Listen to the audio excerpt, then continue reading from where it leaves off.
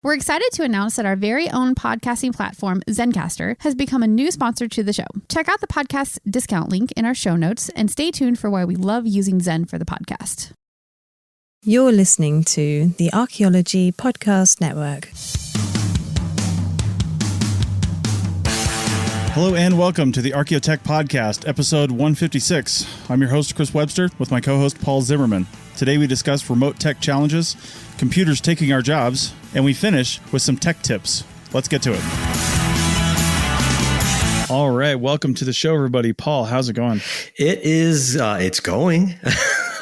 We are recording right now on June 3rd, and that means that I have less than a month left before I leave the job I've had for 21 years. And that means that I'm doing all sorts of cleanup and fixes and brain dumps to everybody. We hired my replacement, and I have to meet him face to face and start training him in, and I'm documenting. And then on top of everything, you know, I've mentioned many times that I spend part of my time in New York City and part of my time up an hour north in the country in Brewster.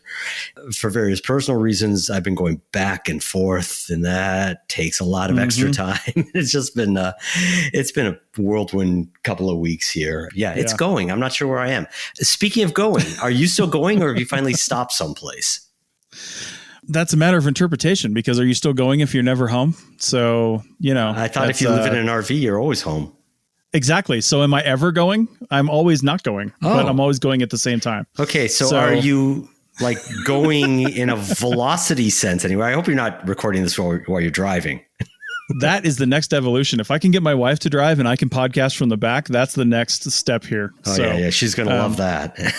We just got here on Sunday, Memorial Day, actually, or the day before Memorial Day, to an RV park north of Elko, Nevada, where we're going to be our base of operations for the next 2.5 months while we conduct an archaeological survey for a client up here. So it's a big environmental assessment, big partnership with 2 other companies, and it's going to be a fun time. My wife and I are starting the project this weekend. We've got another crew member showing up next week. And then in July, we get this guy. He goes by Dr. Field Tech. I don't know what he's doing, but no. Somebody's been trying to make that happen. I don't know that he goes by that. That's just what I've heard, around on the street.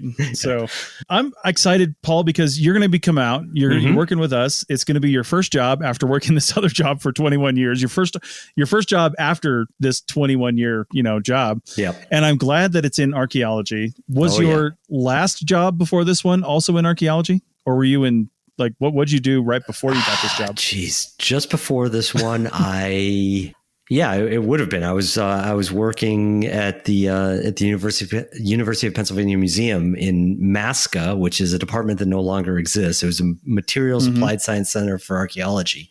It's since been replaced by, and I'm forgetting the acronym now, but another tech department within the museum. They did decide to restructure. Anyhow, when Masca went down, it was a big brouhaha. There were thousands of different archaeologists all over the world signing that an open letter that the museum shouldn't close it. I got interviewed a couple of times actually by the Daily Pennsylvanian about my thoughts on it, which is, I was a minor player. I wasn't an important part of Masca, but I was at the time, so mid 90s till 2000, I was mostly the computer guy in the corner in the where we had our computer lab.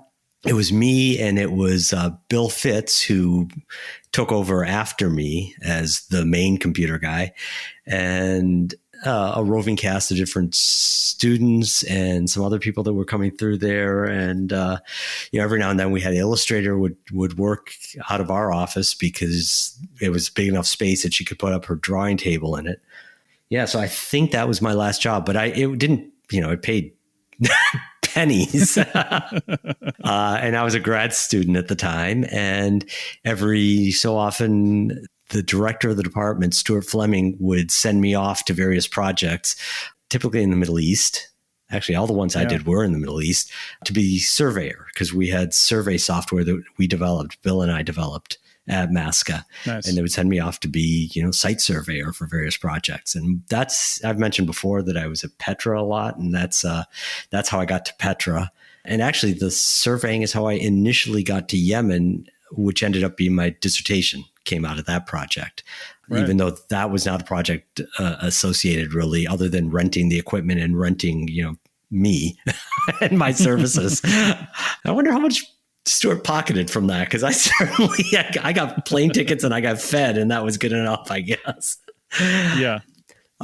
So this is the first time going back, and it's a long time since I've been paid to do field work. It's been over 20 years since I've been paid to do field work. Well, given that information, that's why, I think your salary of $6.50 per hour is more than generous. Yeah, so, that's almost double what I got before. No, actually, I think that's exactly half of what I got before. I'm a firm believer in you can't discount other experience. And, not only have you kept a toe in, with just stuff you've done at your school and, obviously this podcast and things like that, but you got to just kind of look at a person sometime, because archaeological fieldwork is not that hard, but you need people that can be intuitive. Mm-hmm. You need people that can look at something and make a decision and know when to ask questions, know when to make decisions on their own, mm-hmm. and just do that thing. To me, those are the most important skills. And that's not something you have a problem with. And, archaeology and just like CRM in the area, even though you've never worked in this area before, you can learn that, right? Oh, yeah. You know what artifacts look like. So I'm not worried. I think people focus on the wrong things when they try to hire. Sometimes they focus like, we need regional experience. You need to have seen artifacts and features in this area before. I'm like, really? Is that really the most important thing you're looking for here? Not like somebody who will work well with your other people and mm-hmm. is not a douchebag. Hey, did you happen to read the ongoing thread on the members only Slack? Because one of the members, I don't know if I should be saying his name, but one of our members was mentioning that he is going into CRM, and another member suggested a number of things to do. And it wasn't so much about the technical skills. It was so much about just the how you comport yourself in the field. Ask questions. If you've run out of things to do, ask for something else to do. And in my experience, you're right. The archaeology, the field work of archaeology isn't particularly difficult.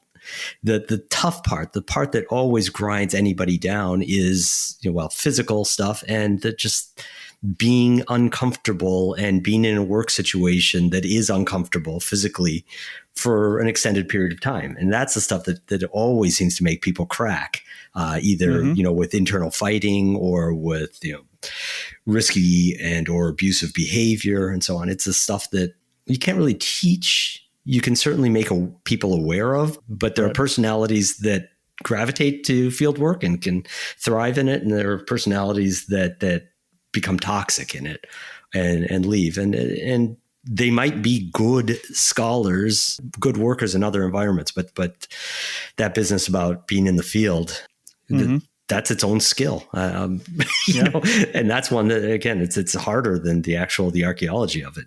So I'm dying to get back in here because I know that you've worked with the other field tech on a number of different projects in the past, and I'm really looking forward to meeting him. I've met you and Rachel before, and I'm looking forward to working with you guys.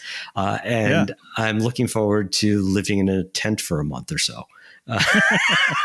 Because it's been a long time since I've had to do that. And I used to enjoy that.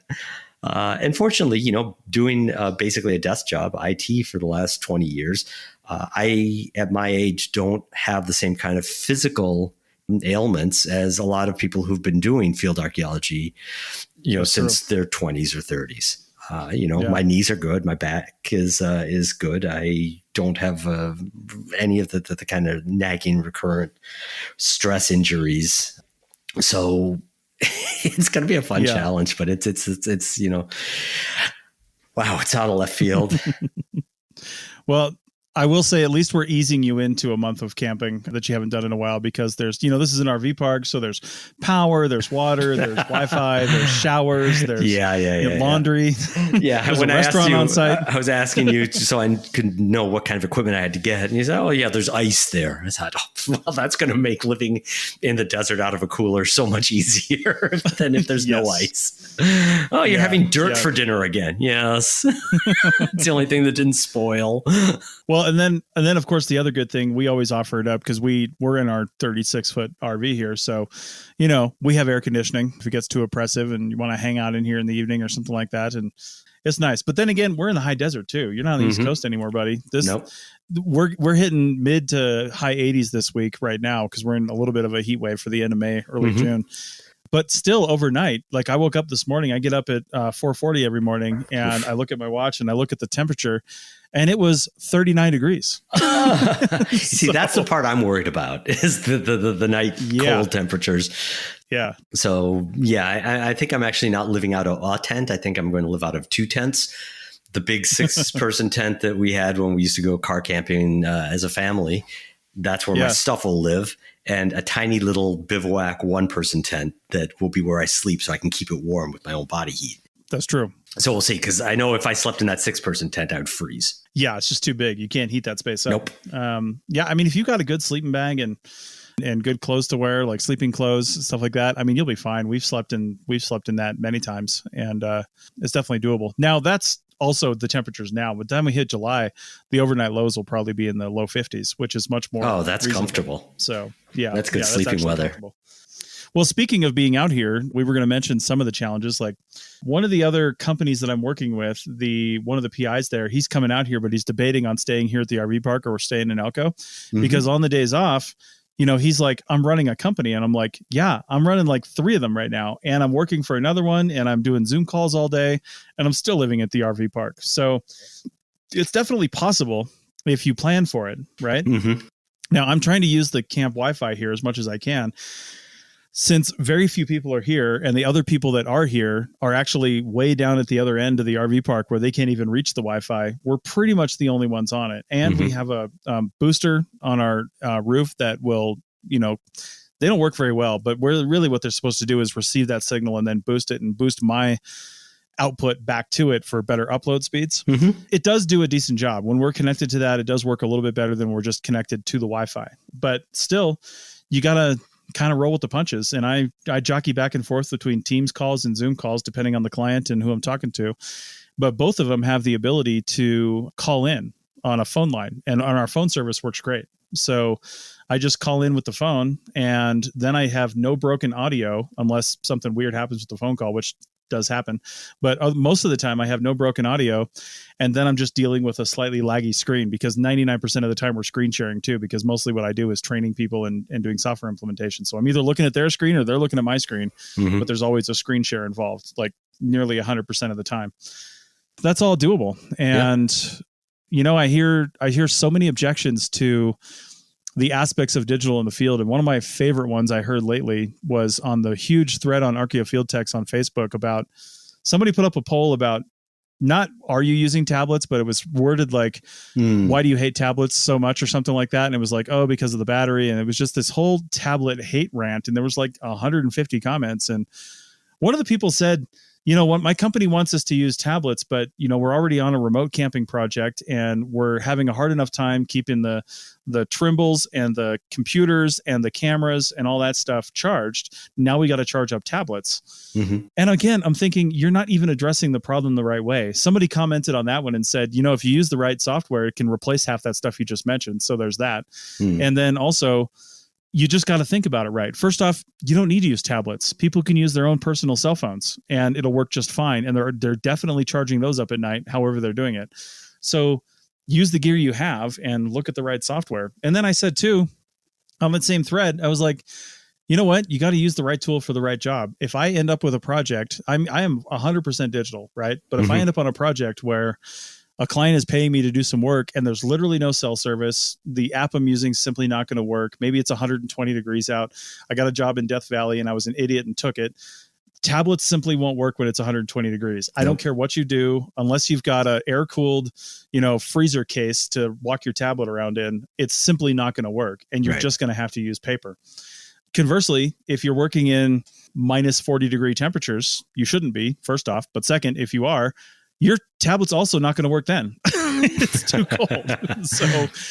But there's times of the day when it will work. And they take up such little space that, if you're working in Death Valley and it's 125 during the day, again, go home, but also start at 5 o'clock in the morning when it's 80, you know what I mean? Or 70 or something like that. Get as much work as you can done during that time frame and be productive.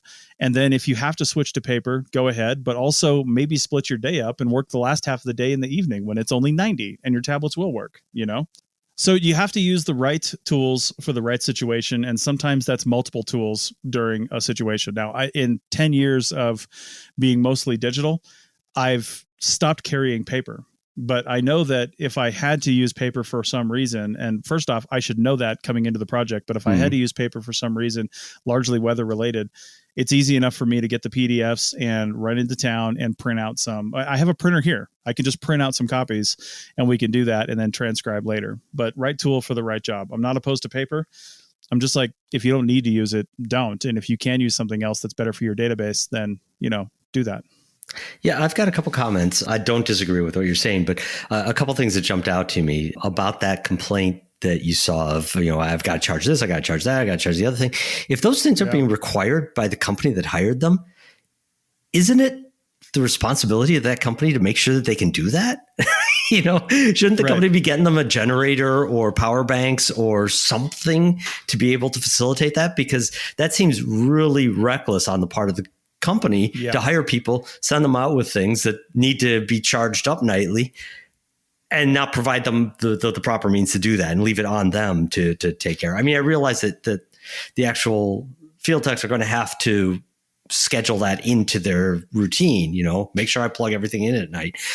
But how they do that shouldn't be their decision. That should be something that, it shouldn't be them planning and figuring it all out from the get-go. It shouldn't be their purchases. Certainly, that if it's being required by the company, I would assume that the company, in order to do their own damn job, would want to make sure that that's taken care of. You spend $1,000 on a good-sized generator. That's probably better than having lost data and, you lose a day's work or something. That's probably more expensive to lose that work than anyhow. You're totally right. Yeah. When they say you've got to take a truck to get places, they don't say bring your own truck or go buy one. They give you a truck. Right. You know what I mean? And then the other thing that I was going to comment on, the charging has been a perennial problem. I was talking about being in Petra. That was in the mid 90s. And it was such a problem. The power in Jordan is 220 volt, but we're an American project. And so all our equipment, all the computers, the total station, it's all 110. Everything was 110. And so we had these great big brick step down transformers that people, for some reason, kept on plugging in the wrong direction, right? And just kept on frying things. And they, even those little like wall wart, maybe you don't remember these but there were these, up until maybe 2000, you get these wall wart transformers for travel to Europe, and you'd plug them into the wall, and it was 220 in and 110 out. They'd do those, and they'd plug those directly into the power strip and plug the power strip into the wall, burning out the power strip. So I ended up drawing this great big poster.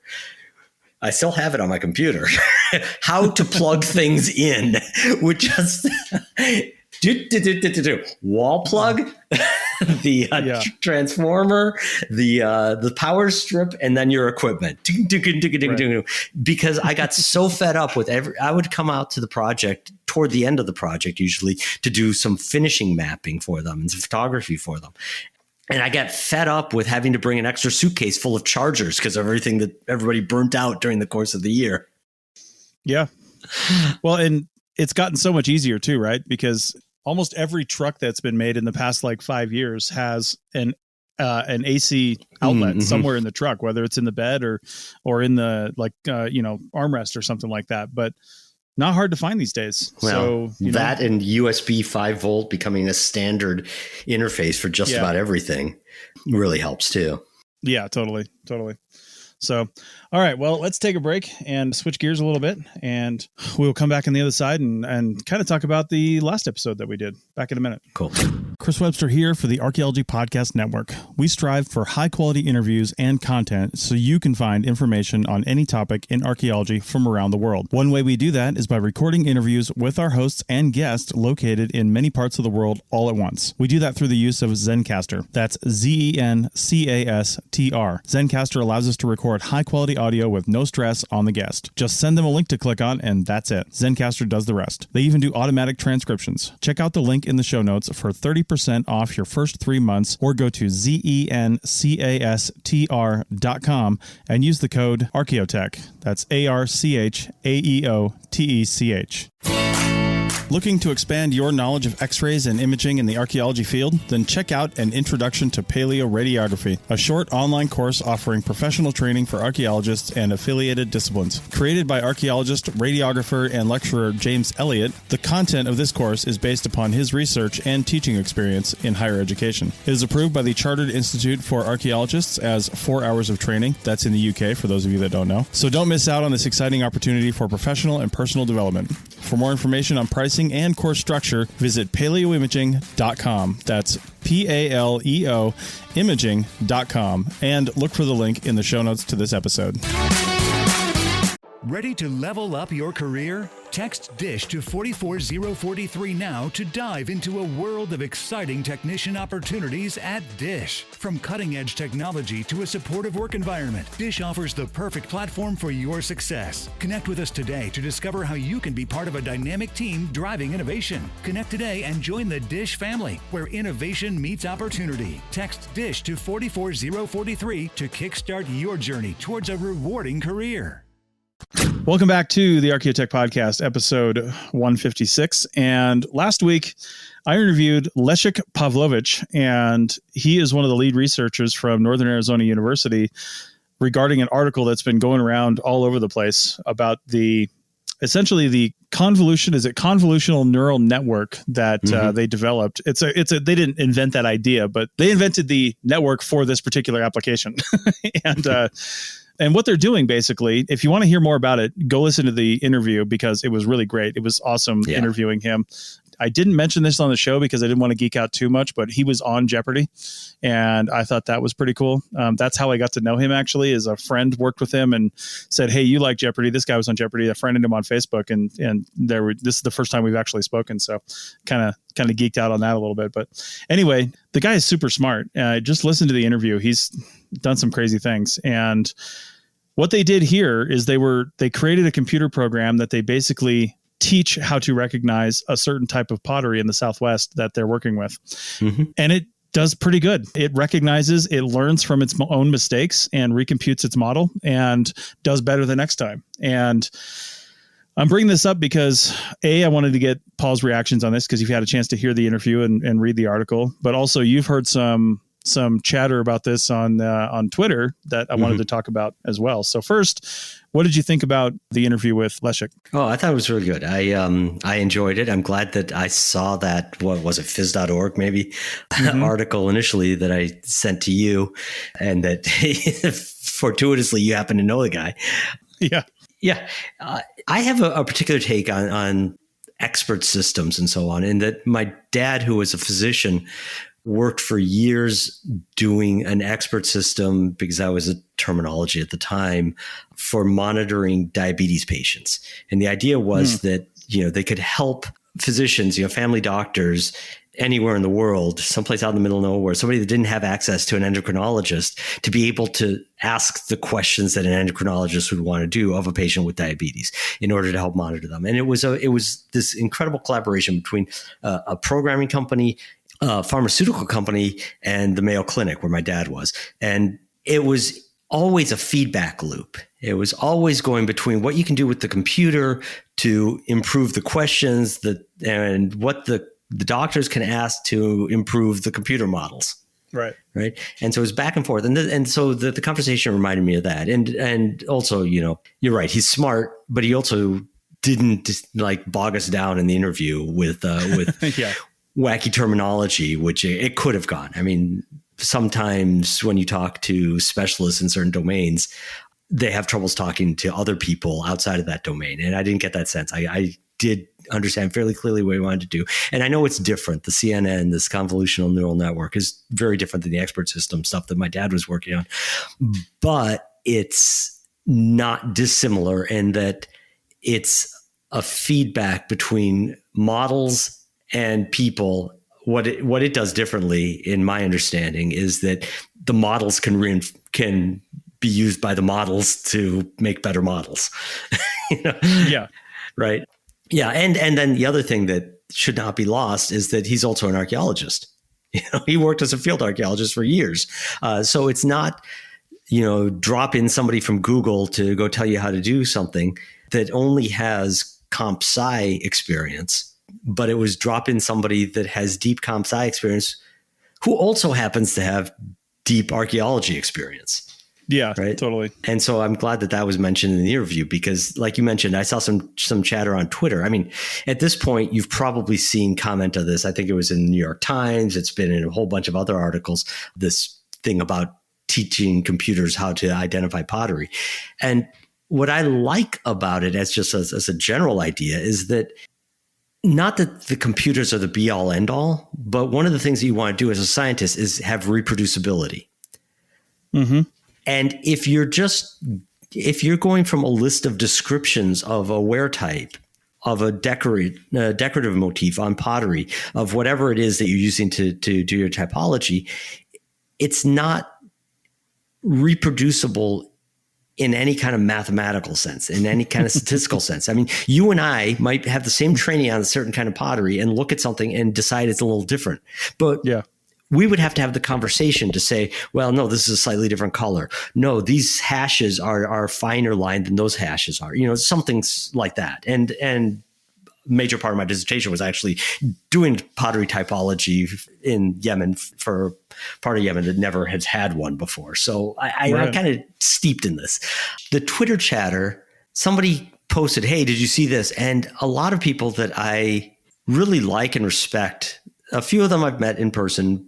Mm-hmm. Others I've just interacted with online, but they're people, they're online friends. Most of them were just like, nope, fuck that. No, hell no. Yeah. And it made me really anxious. I'm a little prone to anxiety because that whole leaving a job I've had for 20 years. Yeah, at the moment, but that would do it. Yeah, things. But my reaction to things like that might be a little amplified right now.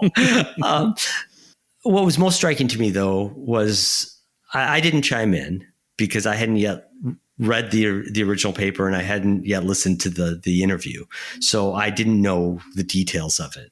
Mm-hmm. But I knew enough to know that their no's were really knee-jerk reactions. Sure. Right. They might not be Luddites themselves. So one said, oh, by the time I've scanned and photographed and uploaded to the computer, I could have just done this myself.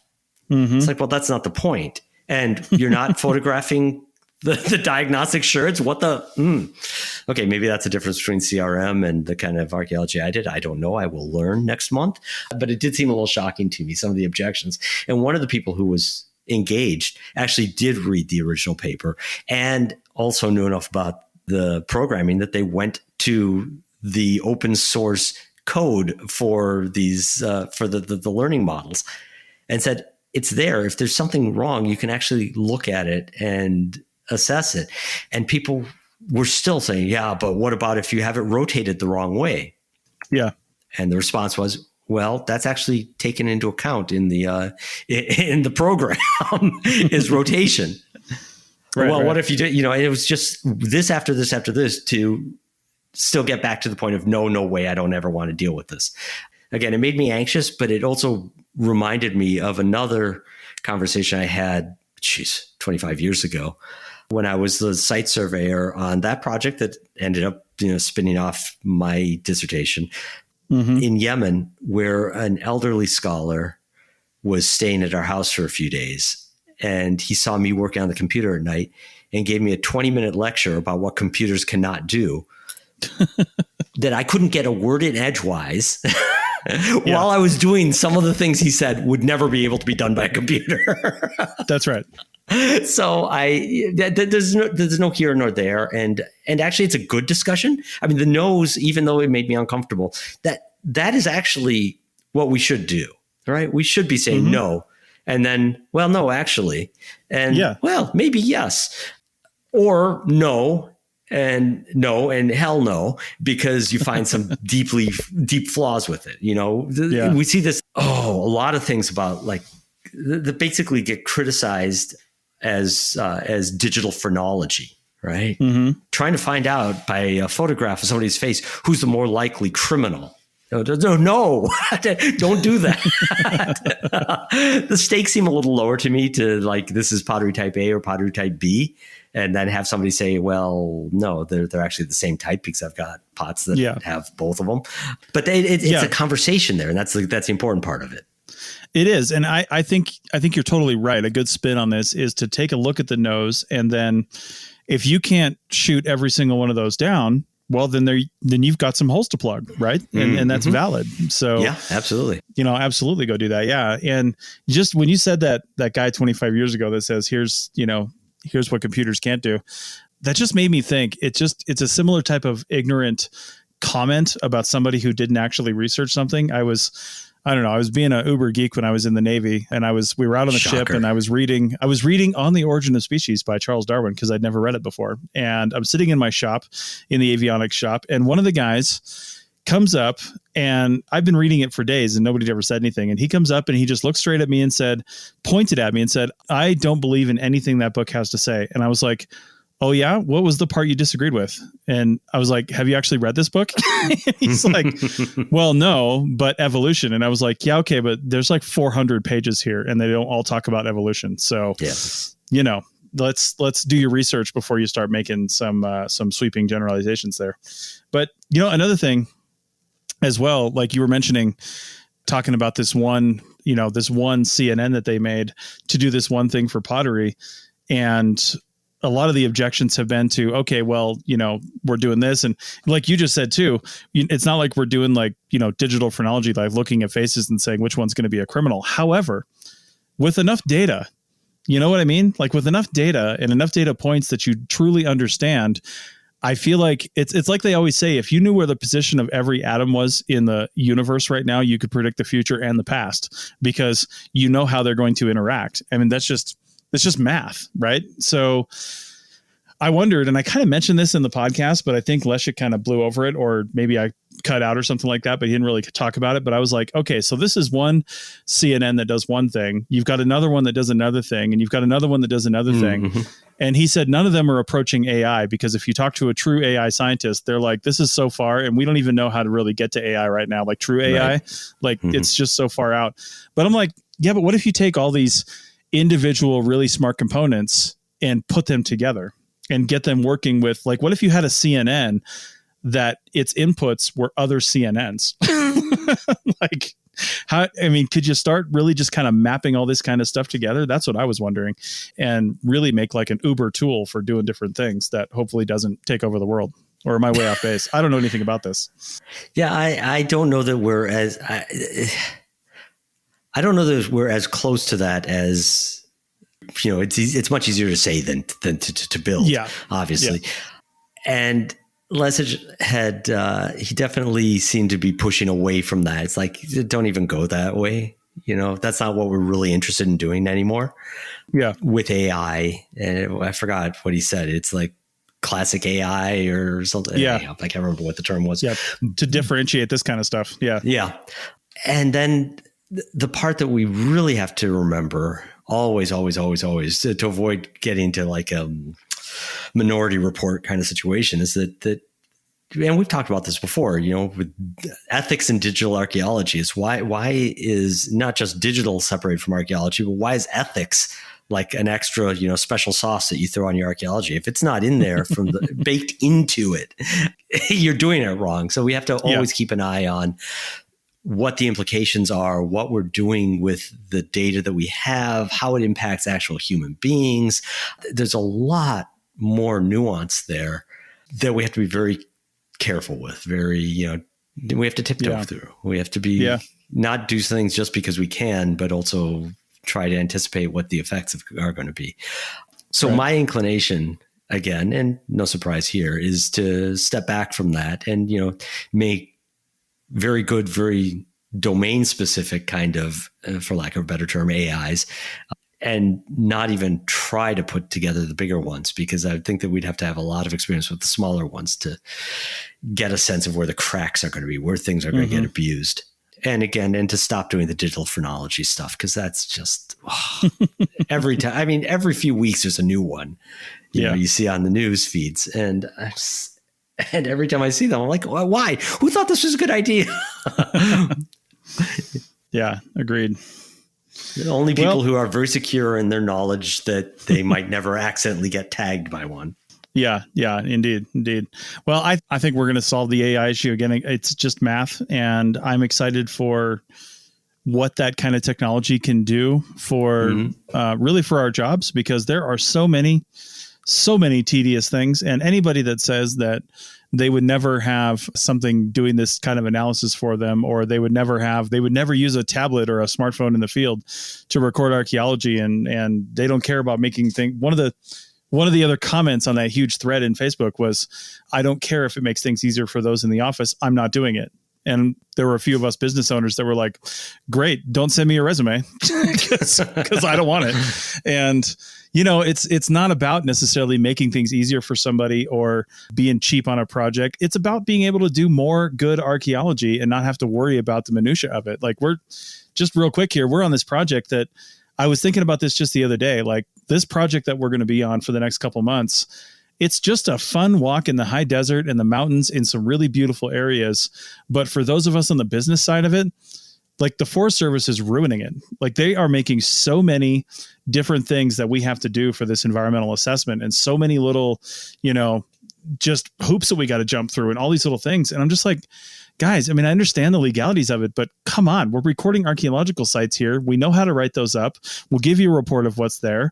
Leave us alone. They're just overcomplicating it. I don't know how I got off on that tangent, but don't overcomplicate things. We just want to do more archaeology. We want to do it better, more boots on the ground kind of stuff, and be more accurate. And the only way we're going to do that is, to be honest, unless we all become supercomputers ourselves, which, we are to a degree, but it's going to take some help. So, yeah.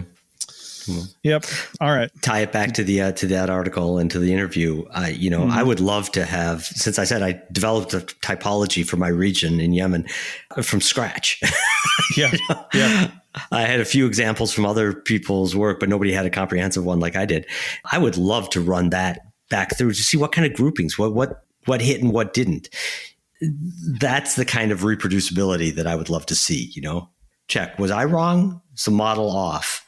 Maybe we can refine what I did. Maybe we can refine what the model, but where those disjunctures happen is actually a learning experience or an opportunity for one. And that's cool. The human learning part of it alongside the machine learning. Yeah, absolutely. All right. Well, let's take our final break and come back and wrap this up on the other side. Back in a minute. You may have heard my pitch for membership. It's a great idea and really helps out. However, you can also support us by picking up a fun t-shirt, sticker, or something from a large selection of items from our TeePublic store. Head over to arcpodnet.com/shop for a link. That's arcpodnet.com/shop to pick up some fun swag and support the show. The Labor Day weekend sale is on at Tanger Outlets.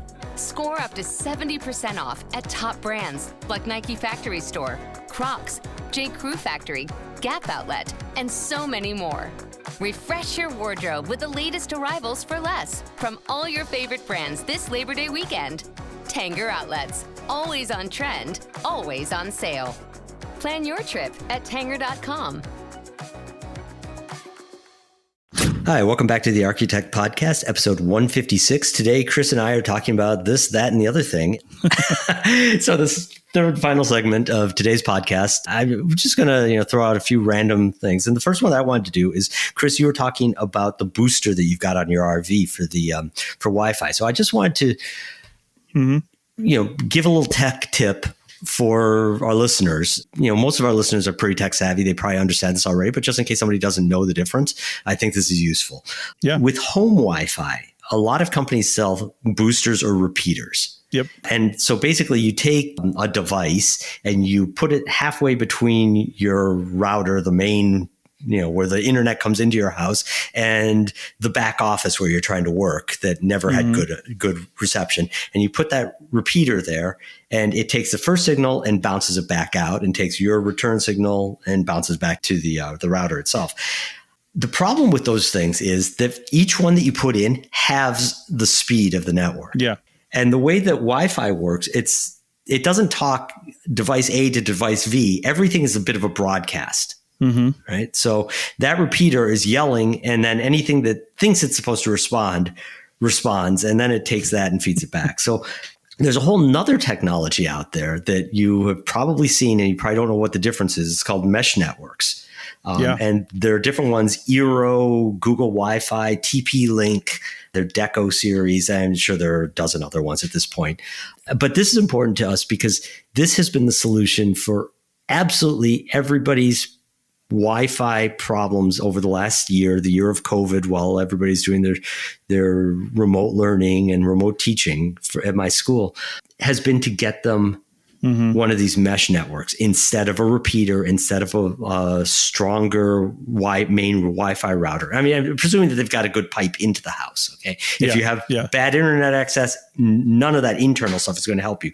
But so many people would be, it's great if I work in the living room right next to where the Wi-Fi comes in, or the internet comes in, and I've got the main Wi-Fi router. But when I work in the bedroom, or I work in the back room that I have access to because nobody else is back there and it's nice and quiet, it's terrible reception. So basically what these things do is they have two networks.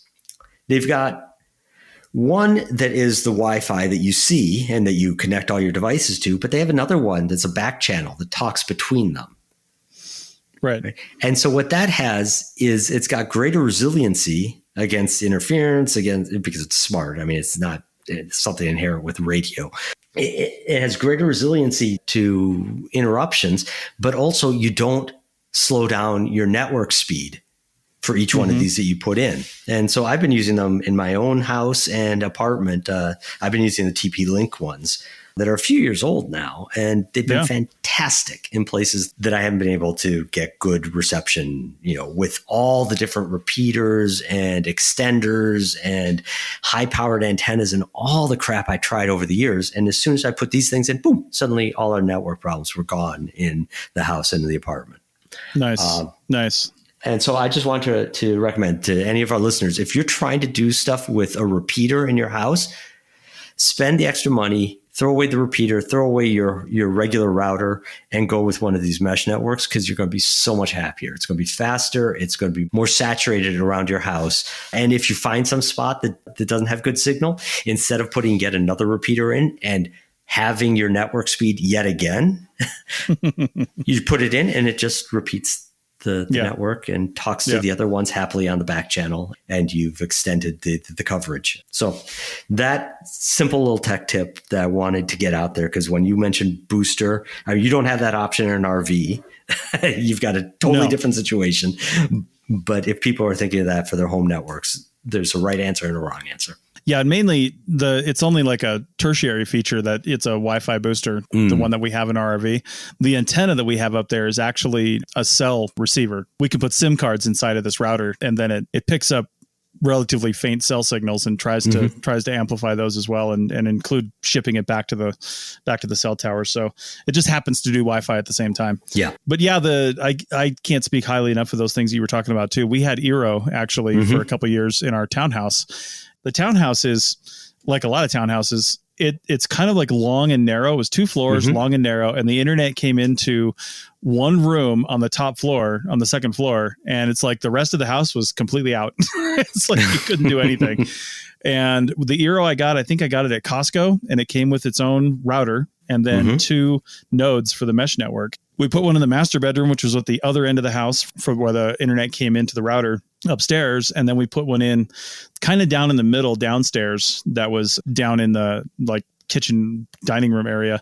And that was enough to cover basically the whole house. And we had high speed internet basically anywhere. And we had a lot of devices that are constantly tugging on that internet too. I mean, from the washer dryer to the stove to the, all the iPads and, the Nest front door, the lights, everything is just like tugging on the Wi-Fi. And you don't realize how much that stuff is kind of pulling a little bit, even if it's not very often, it adds up.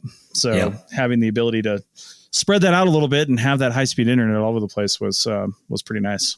Yeah, I'm going to make just one other quick comment. If you're looking at buying one of these, you'll see some of them they usually come in 3 packs. Some of them, the 3 devices will look identical. So like the TP-Link Deco M5s that I've got, they're 3 identical devices. Whichever one is plugged into the cable modem, that's the problematic terminology. I was going to say master. That's the main one, and the other ones are the remotes. And it doesn't matter which one is the main one. Some of these systems, there is like a bigger box that is the main, and the other ones are remotes. There's no real big distinction between. Don't let that sway your buying decision, but just be aware that if you're looking at them, thinking you're comparing apples to apples when you're doing your Amazon search and you're wondering why they look different, it's just because it's a slightly different design decision on the part of the company that makes them. It's not for all intents and purposes, it's not a functional distinction that's going to change how you use it. And speaking of apples, though, that's one of the reasons I think I went with the Eero. I know I'm going to transition to that, but I'm using it as a different segue right now. That's one of the reasons I went with the Eero, because it's just it's a sleek, like smooth, round cornered white thing, because the Wi-Fi router that it came with, it just sits up, in another room, and that's fine. Not a lot of people see that, but we had one of those nodes downstairs plugged into a pretty visible, plug outlet, but it looked nice. It wasn't something that was like this crazy monstrosity, had a power cord and I had to mount it or put it somewhere.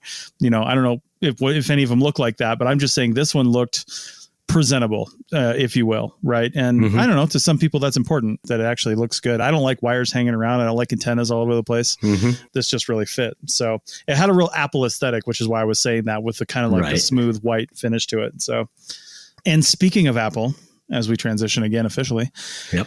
So, on this new project, we get prepayment, which really helps. Like, they pay 50% ahead of time. So it allows us to, upgrade some gear, do some other things. And one of the things I've been looking to upgrade, because I use it almost daily, is my 2015 iPad Pro 12.9 inch. And that's the first generation of the iPad Pro when they came out. So I've had this thing for 6 years. The only real downside to it is it's having a hard time reading the Apple Pencil and sometimes some finger inputs on like a lower third of the screen on the right side. I don't know what's happened. Some of the sensors in there have just gone bad, and I've never really had the time to take it in and get it fixed. I'm sure I could just get the screen replaced and it'll be fine. But that being said, it's got some of the older technology. It's got a big bezel around it, and with the new iPad Pros coming out with the M1 chip, and this starting to be the harmony of Apple bringing all their devices into the same chipset, which opens them up for the same operating system, which opens them up for, hey, running the same programs, no longer having mobile versus desktop programs. That's where I'm hoping all this goes. So I ordered my new iPad. I ordered it probably 2 weeks ago. It's Apple saying it's not going to be here till the end of June. So we'll see, but I'm looking forward to getting that. But it's with that new M1 chip and the speeds and the almost edge to edge screen on it. I got the new pencil too, because the second generation pencil goes with it. And I also got the new keyboard set up, the keyboard case that goes with it. What do they call it? The magic keyboard case. That right. That actually came already. That thing's pretty slick. That's pretty neat. I can't even try it out with my current iPad because it just doesn't fit. It's a completely different setup. But I'm definitely looking forward to that, because I've been saying for years, when I bought this iPad, I was saying that I would never buy a laptop again. And then 3 years later, I bought another laptop. Because it's just not ready yet. I'm a little disappointed at the pace that these things are going, because really it's business decisions. It's not technological decisions. They've got the same chips now. They've had the ability to change the operating system, but they have to increment these things because they're a big, massive ship to move. And I understand that people are going to be resistant if they move too fast. So they have to ease people into it, which again, frustrating for those of us that are ready to move into something brand new and figure it out and just go. But I'm excited by where the possibilities are going with this, because just the ability to run regular programs, I think, on mobile devices is going to be a game changer for our entire society, you know, because mobile apps suffer some problems, and they're a big drain on resources for app development companies too, because unless you're solely a mobile app developer, you know, you've probably got a desktop component, and now you've got to retool everything for the mobile app environment. And it's a real drain on resources. And I think that, you know, moving in this direction is going to be better for everybody. So. Yeah, no, it's going to be interesting to see what happens. I just, you know, I do so much on the command line that's the one thing that would keep me from going full tablet is because I want the command line. It's funny, just this brief aside, this doesn't even really matter, but the M1 chips. So we have 465 new computers for students for next year. Yeah. Oh yeah. That's for the high school. We also have, you know, another 500 for other grades, 600 and imaging those. So we always used to like wipe a new computer and put a custom image that we built out with all our software and everything. Imaging those has been a real bear because these M1s, some of the tools that Apple used to have, the command line tools for dealing with a brand new computer, don't exist. And they've been only releasing them. We just got to the point last week of actually being able to image them properly. And one of the tools that we use to get through some of those initial startup screens, actually the hack that the programmer did is beautiful. It turns on the voice commands. Yeah. And then speaks text that the voice command hears in order to continue through a few of the setup screens. Oh my God. That's awesome. So they turn on, you know, they've got, they started imaging this week. They've done about 300 of these 465. And when they start them up, you hear these computers talking to themselves. Anyhow. That's awesome. We're getting to the tail end. I want to give our listeners another tech tip, something that I've been wanting to talk about for a bit here. And since we're talking about Apple, that's my segue because this pertains specifically to QGIS on Mac OS. I've mentioned many times that I've got this programming side project that I've been doing with Total Stations, and that when I finally got it working, I did a bit of a topo map of my backyard. I went to go create a contour map of the topo points that I took in QGIS. And, you know, it's pretty simple. It's an extension, a plugin for QGIS for contours. And I go to run it on the Mac and it says it can't do it. Okay. And the specified reason that it couldn't do it is because Python, which QGIS uses for a lot of its own internal programming, didn't have certain mathematical plugins itself, modules. I think it was Pandas? Matplotlib was definitely part of it. Anyhow, it doesn't matter which ones in particular, but it said it couldn't do it. Okay. So I took an old laptop that I had and I installed Ubuntu Linux on it and installed QGIS on that and took my data points and I did the contour plan there. Which was the hard way to do it, you know, build out a whole new machine in order to run QGIS properly. Yeah. And then a couple of weeks ago, I went back and I looked at it and I looked at the download page for QGIS to see if they had a newer version that maybe fixed this problem. And I realized something that I missed the first time through is that they have two downloads for the Mac. One is their official download that has bundled in it, like executables within the bundle of the application itself. They have a version of Python 2, which is now deprecated. But there's another link that allows you to use the Python 3 version that you have installed on your computer. And I much, much, much prefer Python 3 anyhow. And I downloaded that and lo and behold, suddenly the contour plan worked. And so I was really happy. And, you know, no more errors. I can install stuff on my system like I normally would. And I can use the Python version that I prefer and blah, blah, blah. So if you're on a Mac and you're trying to get QGIS running, what I strongly recommend is rather than use the official distribution of it, you look down on the same thing, just a little, and there's another link that they have to somebody else's distribution. Looks scary as hell. This guy's actually been around for a long time, but I don't think he's actually updated the look of his website. And I'm saying his, I don't even know the person's gender. So they haven't even updated the look of their website in 15 years. And the first time you click the link, it raises every last alarm bell because it's King Chaos, KYNGCHAOS. And you go to this crappy looking site that makes you think, oh, this is just malware central. And anyhow, so what they had done is they bundled up the QGIS without its internal dependencies. And they also have links to a few external Unix libraries, Godel, and the link to the official Python installer version 3.9, whatever it is today, 3.9.4, I think. Yeah.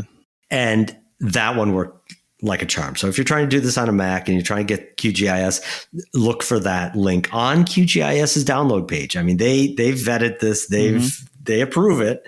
It's just not the way they bundled it. Because it's not an all-in-one. And I strongly, again, just like I strongly recommend mesh networks, I strongly recommend you go get King Chaos and then send them some love because they've been doing this for a long, long time.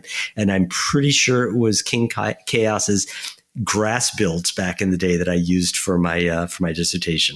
Nice. Yeah, I literally just opened QGIS yesterday for this project. So I use it all the time. It's great. Yeah. So if you're running into problems with it, if you try to run a plugin or a certain command and it doesn't work, you might want to look at this alternate bundle of it. Yeah. An interesting thing is I've updated to Big Sur since I used it last, and I didn't even think about it. I just opened it. Last time I opened QGIS, because I honestly don't have to use it that often. And the last time I opened it was back in September, or probably a little bit later than that when I was wrapping this project up. And that was it. So I haven't installed any updates. It's a few versions back. There's already been, quite a few since then. And I noticed that when I opened it up, but my project opened fine and I was able to do it fine. So good. That's the nice thing about this kind of stuff, that unless you're looking for some other software or you're bringing it to, you're like bringing it to a different machine, or, maybe there's an operating system requirement for an upgrade, there's not really that much reason to upgrade, and it'll just keep on working as long as it's not conflicting with anything, which is nice. Yeah. So, yeah. As long as the dependencies still work. I haven't tried it on my M1 Mac from work, so I had to do that just for yucks. But Python runs great on it, and I have no doubt that the QGIS will, but I haven't tested it yet. By the way, one last thing. When you mentioned building a whole setup just to get QGIS on there and, get your data set to work, and you're like, not the most efficient way, it made me think of something I'd heard last year, and I went and found the link for it, and I'll drop it here for you, Paul. Everybody else can Google it, but the guy that got the video game Doom to work on the pregnancy test. Yeah, I know you've probably seen it, but I love it. Yeah. That's very oof. I wonder what it is. Yeah, it's just good stuff. Doom pregnancy test. I know there's not a more appropriate game you could play on a pregnancy test, I think.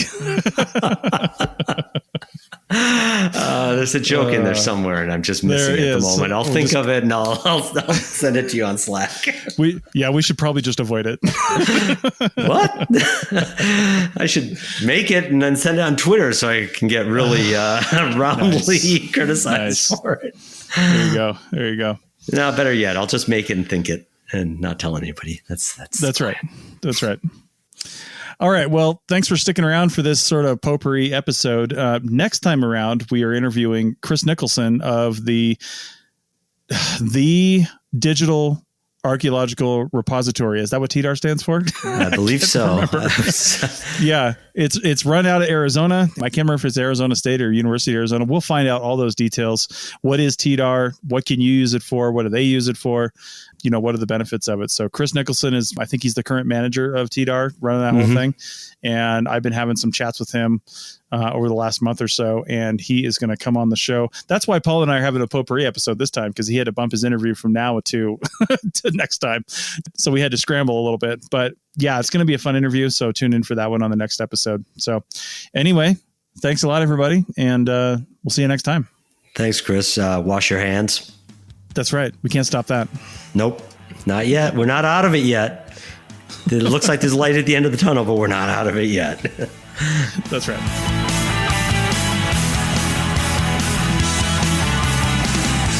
Thanks for listening to the Archaeotech Podcast. Links to items mentioned on the show are in the show notes at www.arcpodnet.com/archaeotech. Contact us at chris@archaeologypodcastnetwork.com and paul@lugal.com.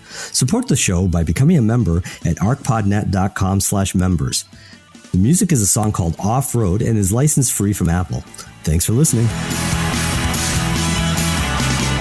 This episode was produced by Chris Webster from his RV Traveling America, Tristan Boyle in Scotland, and the Archaeology Podcast Network, and was edited by Chris Webster. This has been a presentation of the Archaeology Podcast Network. Visit us on the web for show notes and other podcasts at www.arcpodnet.com. Contact us at chris@archaeologypodcastnetwork.com. Thanks again for listening to this episode and for supporting the Archaeology Podcast Network. If you want these shows to keep going, consider becoming a member for just $7.99 US a month.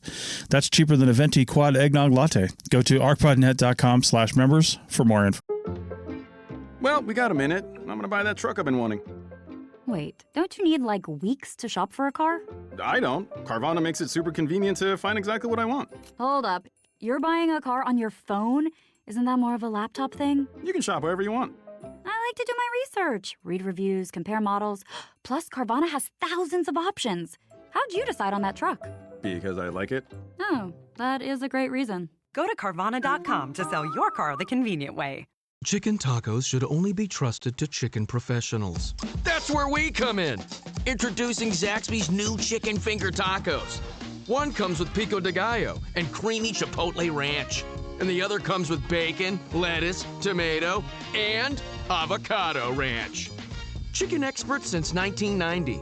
Chicken taco experts since now. Order yours today in the Zax Rewards app. Woo, saucy! Zaxby's. Oh.